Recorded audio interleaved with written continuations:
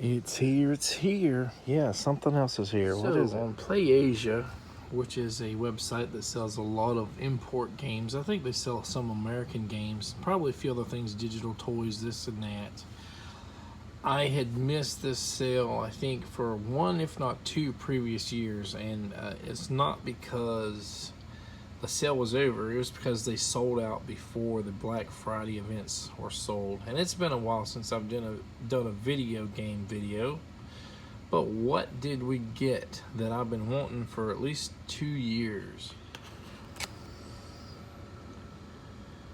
Etrian Odyssey Origins. So this is the first 3 games remastered in HD for the Nintendo Switch, and this is the multi-language version. I think there's a Korean and an Asian version that are multi-language, and then there are a few versions that are not multi-language. Yeah, what's also in here? There's a nice sticker, and I guess these are Joy-Con stickers or whatever. They go over your Switch controllers. And then, wow, look at that, another sticker.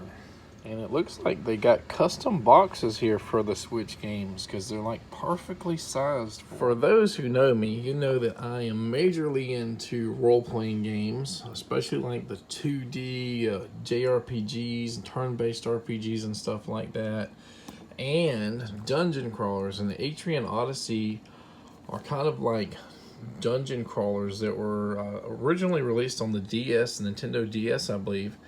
And they were pretty popular, and they were considered to be very hard. So the first dungeon crawlers were probably something like Wizardry, and then there was one on the Tandy color computer, Dungeons of Daggeroth. This is probably the last dungeon crawler that I've played, Labyrinth of Galleria, the Moon Society on the PlayStation 5. I think that was a sequel to Labyrinth of Refrain, Coven of Dusk. I also played Demon Gaze 2 for a little while. And The Lost Child.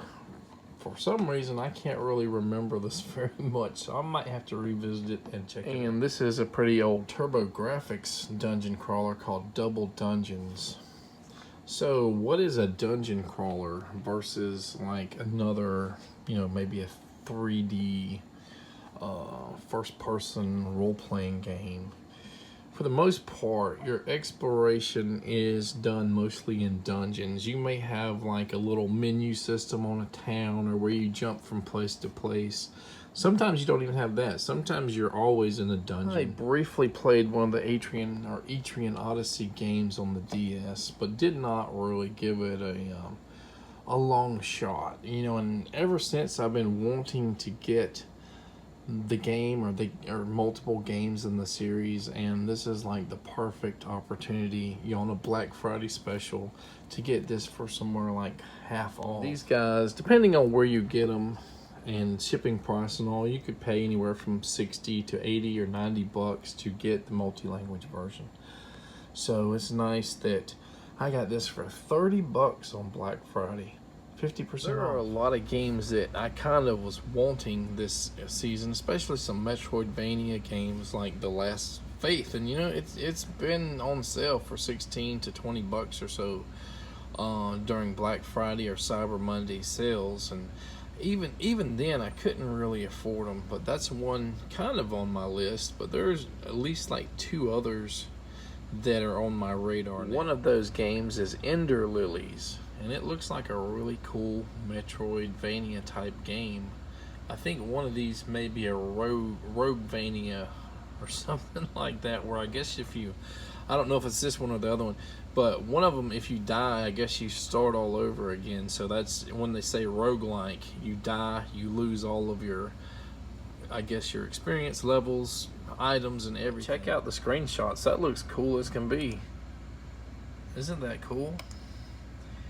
Of course, you can go to YouTube and look at, videos and stuff and see how cool it looks. The other game is called Kuamaju Ramilia Scarlet Symphony, if I'm pronouncing that right. This one also looks really cool, kind of in the spirit of, even like the pixels on your main character kind of look like that 32-bit PlayStation 1, Sega Saturn, Castlevania, you know, type games like Dracula X, or what's the other one?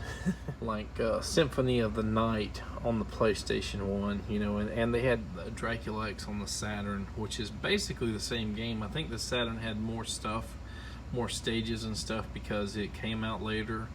But either one of them are really cool games.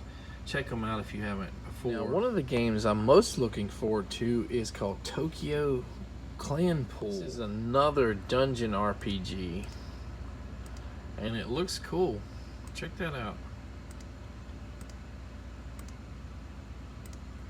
One of the releases that caught me off guard, and this isn't coming until looks like the summer of next year, is the Lunar Remastered Collection. Now, instead of remaking the games, I guess there's no screenshots here. Instead of remaking the game like a lot of them are doing, like Dragon Warrior 1, 2, and 3 and stuff like that, where the graphics are completely different, this is a remaster. I'm guessing from the PlayStation 1 version, you know, maybe up conversions, maybe making it look as good as they can without actually remaking the game. And this should be coming out in the US as well, and it looks like it's going to be coming to PS4, PS5, Xbox One, and Switch. The pre-orders for the Switch version are not out yet, but it said coming soon. So as you can see, if you played the Sega CD version or Saturn version, it's very similar. You know, the graphics definitely look a little updated. I'm not sure how they compare to the PlayStation 1 version, but as I said, it's a remaster, not a remake.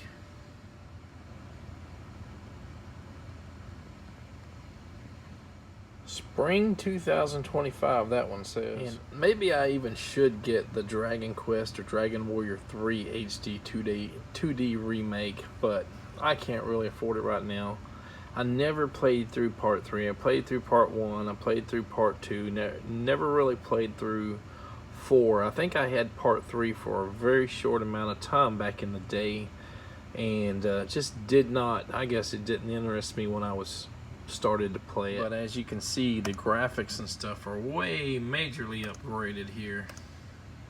PlayAsia also has Dragon Quest 1 and 2 for pre-order, but it looks like it's not coming until December 2025. That could just be a placeholder, you know, date may not even be that long away, but you know, it's going to be around $60, and I do have good memories of both of these games, so I want to see what they look like, and definitely wonder what prices they're going to be once they hit the U.S. market, you know, versus the Japanese or other releases. So yeah, I finally got Etrian Odyssey Origins, and I'm excited. Hopefully I find some time soon to play this, and I can take it off of my bucket list. I probably have 4 or 5 other dungeon crawlers on the Switch alone that I haven't even opened yet or had a chance to play. But, you know, it's just hard, very difficult to balance life and kids and everything else when I have so many other things, you know, music and repair and stuff. When you're on, you know, land in your own home, you're constantly having to clean and work on lawnmowers and air conditioners, keeping everything clean and nice, and then you have to do all the kids stuff, and the biggest thing is, my biggest thing is gardening, and I kind of prioritize that over gaming because I only have so much time. And when I try to get my kids into gaming, they for the most part aren't having it. You know, when I was a kid, we did everything. We had our Ataris and television, ColecoVision, TI-99 4A, computer, maybe VIC-20s or whatever, but we also had basketball, football, baseball, you know, trampoline, swimming, you know, and we balanced everything pretty good, but we still loved gaming. And it's so strange to see, you know, 3 boys, 3 kids that for the most part aren't even interested. They would rather get mama's phone and YouTube, just watch YouTube videos all day. But, you know, hopefully one day they need to get into the gardening with me, and they need to get into gaming a little bit, as well as sports and everything else. Alright, so I guess we're going to end this video here. It's been a while since we've done a video game, you know, video, and I'm excited. Take care, guys.